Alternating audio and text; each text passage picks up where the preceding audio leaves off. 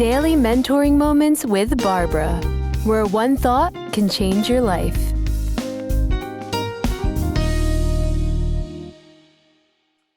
This is Barbara Littles, the Daily Mentoring Moments, and I was thinking this morning of the importance of the ability to shift an atmosphere, especially for leaders.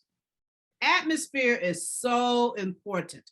And for those of you who are spiritual, years ago, I learned how, in my walk with God, learned how to shift atmospheres in the spiritual realm. But this morning, I'm talking about the natural realm, where you walk into a room, a conference, you're in a meeting, you're in an organization, and the atmosphere in the room is just terrible. Or the atmosphere at a particular table among a certain group of people is just terrible. How do I shift an atmosphere? And what I find is a lot of leaders will ignore the atmosphere. And I think that's a big mistake to ignore the atmosphere, because the atmosphere is going to determine how people in that room respond to what's being said. A lot of times it determines how they will interpret what's being said. A lot of times it determines how tuned in they are to what is being said. It is important to make sure that you establish and you discern the atmosphere of where you are. You think about a plane. I just flew back on a plane this weekend. And, I'm always interested in what is the atmosphere? What is the weather like? What is the atmospheric pressure? I'm not an expert on that, but I know enough to know what are good conditions and not so good conditions for planes. You need to know when you are trying to cast vision, when you are trying to establish a point, when you are trying to communicate, you need to understand and be at all times discerning in reference to the atmosphere. I had a friend years ago, I learned this from a mentor years ago, about 12 years ago. We were in a conference and he saw a table of people walk in, and the table where they were sitting was not positioned well, so they couldn't see the stage. So they were not going to be able to see the keynote speaker. And he saw them as they began to sit down, that there was some rumbling at that table.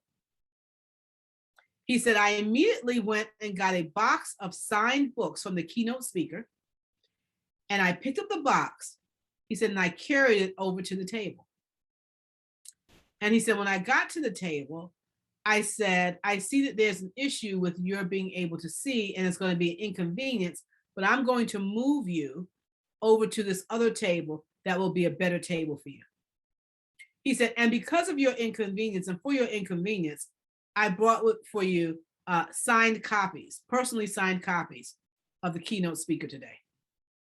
Do you think the atmosphere of that table shifted immediately? It absolutely did.